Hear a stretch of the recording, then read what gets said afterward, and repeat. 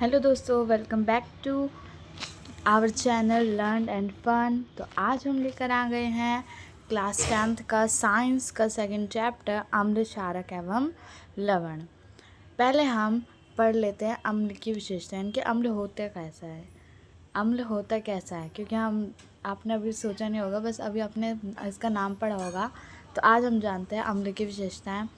तो ये जो है स्वाद में खट्टा होता है, और ये जो नीले लिटमस यानी कि जब भी इसे खट्टा पानी में यानी कि नींबू वाले पानी में डालोगे, यानी कि नीला लिटमस पत्र जो होता है उसको उस नींबू वाले पानी में यानी कि अम्ल में डालोगे तो वो नीले को लाल में कर देता है। इसे याद करने के लिए एक नाम है अनिल, जिससे आप याद कर सकते हैं। यानी कि अम्ल, ए से आ जाता है अम्ल, नी से आ जाता है नीला, नीले से लाल कर देता है ये, इसलिए इसे अनिल कहता है। ठीक है, अब नेक्स्ट आ जाते हैं। ये जलीय विलयन में हाइड्रोजन प्लस आयन देता है। ठीक है, जलीय विलयन में H प्लस आयन देता है कौन? अम्ल। उदाहरण के लिए आ जाते हैं जैसे HCl, hydrochloric, H2SO4, hydrogen sulphate, CH3COOH, ये सब, और सेट्रिक C6H8O7, ये सब भी। ठीक है, अब हम पढ़ते हैं कि इसमें कौन सा अम्ल पाया जाता है। तो अब हम पढ़ते हैं कि इसमें कौन सा अम्ल पाया जाता है। तो इमली में कौन सा अम्ल पाया जाता है? टर्टरिक अम्ल पाया जाता है। सिरका में एसिटिक अम्ल पाया जाता है। बिच्छू के डंक में फॉर्मिक अम्ल पाया जाता है। याद रखना, कोई सा भी डंक, चाहे चींटी का डंक, मधुमक्खी का डंक, कोई सा भी डंक हो, उसमें फॉर्मिक अम्ल पाया जाता है। रुकिए एक मिनट, मैं इसके रुकिए, इसके जो वो है कैपेसिटी वो थोड़ी कम कर दें, साइज़ को थोड़ा, उन्हें दिखाई नहीं दे रहा है यहाँ पर, इसलिए। यानी कि जो भी बिच्छू के डंक हो, ठीक है, उसमें कौन सा फॉर्मिक अम्ल पाया जाता है, जिसे मेथेनोइक अम्ल भी कहा जाता है। याद रखना, मेथेनोइक अम्ल, फॉर्मिक अम्ल एक ही होते हैं। ठीक है, कैसे भी पूछा जा सकता है। और दही में पाया जाता है। दही तो आमतौर में आपने खाया जाता है, उसमें भी वो खट्टा इसलिए होता है क्योंकि उसमें लैक्टिक अम्ल पाया जाता है। जो भी चीज़ें खट्टी होती होंगी उसमें अम्ल पाया जाता है। फिर नींबू में सेट्रिक अम्ल पाया जाता है। टमाटर में सेट्रिक अम्ल पाया जाता है। चींटी में फॉर्मिक अम्ल पाया जाता है। ये सब पाए जाते हैं। ठीक है, चींटी में नहीं, चींटी के डंक में, जैसे बिच्छू के डंक हो जाए, चींटी के डंक, उसमें फॉर्मिक अम्ल पाया जाता है। और जैसे कोई खाने की सब्जी वगैरह जो खट्टी सब्जी होगी उसमें सेट्रिक अम्ल पाया जाएगा, जैसे दही में लैक्टिक अम्ल पाया जाएगा। ठीक है, और हाँ, इसके नोट्स जो है वो पिन कमेंट्स में मिल जाएंगे। ठीक है, या फिर डिस्क्रिप्शन में देख लीजिएगा, इसके नोट्स मिल जाएंगे। और फिर आ जाता है अब सांद्र अम्ल। सांद्र अम्ल क्या होता है? जिसमें अम्ल अधिक मात्रा में, यानी कि अम्ल जो है वो अधिक मात्रा में हो और जल जो है वो कम मात्रा में। ठीक है, याद रखना, अम्ल अधिक और जल कम मात्रा में हो उसे सांद्र अम्ल कहा जाता है। और तनु अम्ल इसके बिल्कुल अपोजिट है, जिसमें अम्ल के कम हो और जल जो है वो अधिक मात्रा में हो। किसमें? तनु अम्ल में। ठीक है, जिसमें अम्ल कम हो और जल अधिक मात्रा में, और सांद्र में अम्ल अधिक हो और जल की मात्रा कम हो। ठीक है, अब आ जाता है क्षारक। अम्ल पढ़ लिया, क्षारक पढ़ लेते हैं। क्षारक क्या होती है? ठीक है, क्षारक पढ़ते हैं जिसे इंग्लिश में बेस भी कहा जाता है। और ये जो है ये एक मिनट रुकिएगा, हाँ, क्षारक, क्षारक क्या होता है? ये स्वाद में कड़वा होता है। अम्ल खट्टा होता है और क्षारक कड़वा होता है। ये लाल लिटमस पत्र को नीला कर देता है। अब क्षारक में जैसे शैम्पू हो जाता है, शैम्पू हो जाता है, और क्या हो सकता है? शैम्पू हो गई, साबुन हो गया, और जो कि कड़वी हो बिल्कुल, जो आप मतलब बिल्कुल बहुत ज़्यादा कड़वी हो। आपने कभी कभी तो साबुन को टेस्ट करा ही होगा, जो कि बहुत ज़्यादा कड़वा होता है। ठीक है, जो कि जिसमें क्षारक पाया जाता है। अब जब आप साबुन जो है, मानो ये साबुन है लक्स का, ठीक है, ये साबुन है।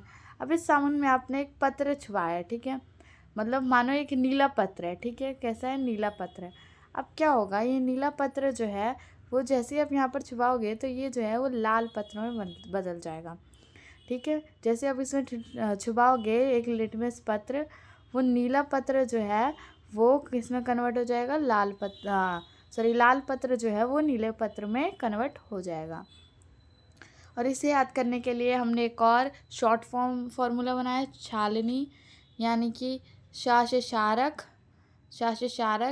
ल से लाल और नी से नील, यानी कि क्षारक लाल लिटमस पत्र को नीला कर देता है। ठीक है। और यह जलीय विलयन में OH माइनस का साइन है, OH माइनस आयन देता है। क्या देता है, जलीय विलयन में OH माइनस आयन देता है। जैसे उदाहरण के लिए हम ले सकते हैं सोडियम हाइड्रोक्साइड, KOH आ जाता है, नमोनियम हाइड्रोक्साइड यहाँ 4 लिखा हुआ है। ठीक है, नमोनियम हाइड्रोक्साइड। और फिर आ जाता है क्षार क्या होता है, लोग बच्चे जो है बहुत सारे कंफ्यूज हो जाते हैं कि क्षार और क्षारक एक ही होता है, क्योंकि इसमें सिर्फ का डिफरेंस है, लेकिन क्षार जो है बहुत अलग होता है। जल में घुलनशील क्षारक को, यानी कि जो मानो जल है, जल में आप साबुन डालोगे, ठीक है, वो जो है वो जल में पूरी तरह से घुल जाएगा, तो उसे ही साबुन जो है एक क्षार है। और जल में घुलनशील क्षारक क्या कहता है, क्षार कहलाता है। ठीक है। अब सूचक क्या होता है, अब आ जाता है सूचक किसी दिए गए विलयन में, मानो एक विलयन दे रखा है, अब आपको पता नहीं है, क्योंकि ऐसे बहुत सारे विलयन हैं, अगर आप जिन्हें टेस्ट करते हो तो आपकी तबीयत खराब हो सकती है, मतलब आपके लिए हानिकारक हो सकते हैं वैसे, इसलिए आप जिन विलयन को टेस्ट नहीं कर सकते, उन्हें उन विलयन से पता लगाने के लिए कि वह अम्ल है या क्षारक, तो उसके लिए सूचक का उपयोग किया जाता है। मानो एक विलयन है, अब आप जिसको यूज़ नहीं करते, अब आपने सूचक इसमें मिलाया, ठीक है, और सूचक क्या करता है, वो अम्ल या क्षारक, अब आपको पता नहीं कि इसमें अम्ल है या क्षारक, तो हम यहाँ पर लिख दें अम्ल या क्षारक की उपस्थिति को दर्शाता है। कौन, सूचक अम्ल और क्षारक की उपस्थिति को दर्शाता है, और इनका रंग और गंध जो है, और जब आप इसे सूंघोगे, ये सूचक को जब आप सूंघोगे तो इसका रंग और गंध जो है वह किसकी तरह बदल जाएगा, अम्ल या क्षारक के मध्यम में बदल जाता है। ठीक है। अब सूचक जो है वो 3 प्रकार के हैं। पहला आ जाता है प्राकृतिक सूचक, दूसरा कृत्रिम सूचक जिसे संश्लेषित सूचक भी कहा जाता है, और तीसरा आ जाता है गंधीय सूचक। नाम प्राकृतिक सूचक का नाम से ही पता चल रहा है, जो नेचर से मिला है, जो जिसमें आ जाता है जो पौधे से प्राप्त हो, उदाहरण के लिए लिटमस और हल्दी, ये दोनों ही पौधे से प्राप्त होते हैं। अब जब लिटमस को अम्ल में डाला जाता है तो ये लाल हो जाता है, और क्षारक में डाला जाता है तो ये नीला हो जाता है।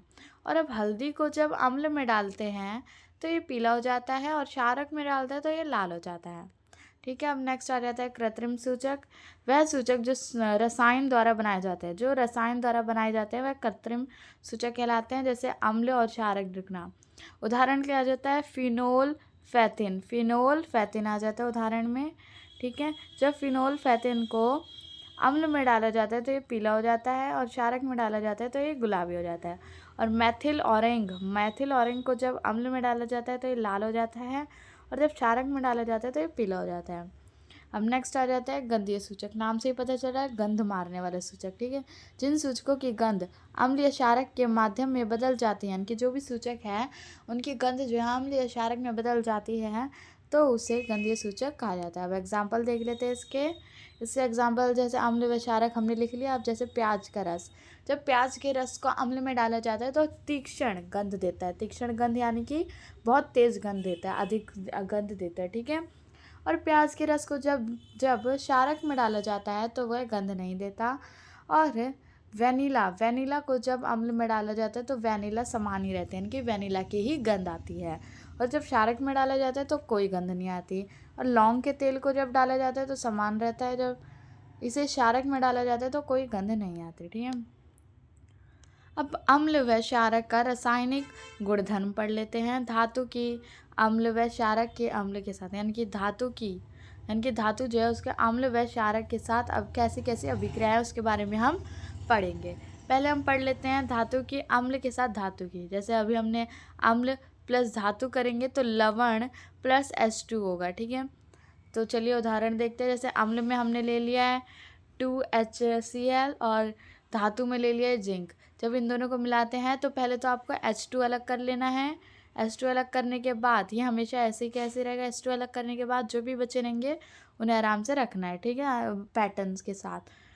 और फिर आ जाता है क्षारक के साथ। जब धातु जो है, एक मिनट, जब धातु जो है क्षारक के साथ, जब धातु जो है वो क्षारक के साथ मिलता है, ठीक है, धातु किसके साथ, जब धातु जो है क्षारक के साथ मिलता है तब क्या होता है, जो क्षारक और धातु को जोड़ते हैं तो लवण प्लस H2, ये भी सेम क्रिया करता है। जैसे उदाहरण के लिए हमने ले लिया है 2NaOH और जिंक, धातु में जिंक ले लिया है, तो पहले आपको H2 अलग करना है और जो भी है पैटर्न है उन्हें पैटर्न के साथ रखना है, ठीक है। अब आ जाता है हाइड्रोजन गैस का परीक्षण। हाइड्रोजन गैस का परीक्षण, इनकी हाइड्रोजन गैस कैसे परीक्षण करती है। हाइड्रोजन गैस में निहित परख नली, मैंने इसके लिए एक डायग्राम बनाया है, मानो ये एक परख नली है, ठीक है।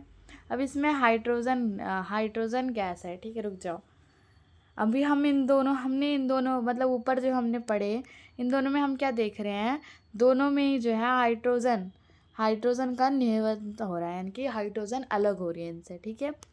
तो यानी कि जब हाइड्रोजन का निहित कैसे होता है, जब अम्ल, ये एक अम्ल का उदाहरण है, एक धातु, अम्ल और धातु को मिलाते हैं, इसमें हमने अम्ल व धातु को मिला रखा है, रुकिए थोड़ा जूम कर देती हूँ, इसमें हमने अम्ल व धातु को मिला रखा है, ठीक है। इसमें जब इन दोनों को मिलता है, आपको पता है अभी हमने देखा कि H2O का सहवन हो रहा है यहाँ पर, तो H2 जो है इस पाइप नली से जाकर कहाँ पर जाती है, साबुन के पानी के पास। किसके पास, साबुन के पानी के पास, जो कि क्षारक है, और क्षारक भी H2O का सहवन करता है। तो यानी कि ये जो है यहाँ से जाती है, यहाँ पर आती है और ये से पॉप बनाती है, यानी कि बुलबुले बनाती है। और इनके सामने जब हम एक जलती हुई मोमबत्ती लाते हैं तो कैसे आ जाती है, पॉप जैसी, ऐसे पॉप हो जाता है, एकदम पॉप पॉप ऐसे आवाज़ आने लगते हैं, ठीक है। अभी हम पार्ट 1 को यहीं पर फिनिश करते हैं, और पार्ट 2 देखने के लिए चैनल को सब्सक्राइब करें। और हाँ, प्लीज़ हमारे चैनल को सब्सक्राइब करें, क्योंकि वीडियो बनाने और नोट्स लिखने में बहुत ज़्यादा ही मेहनत लगती है। प्लीज़ हमारे चैनल को सब्सक्राइब करें।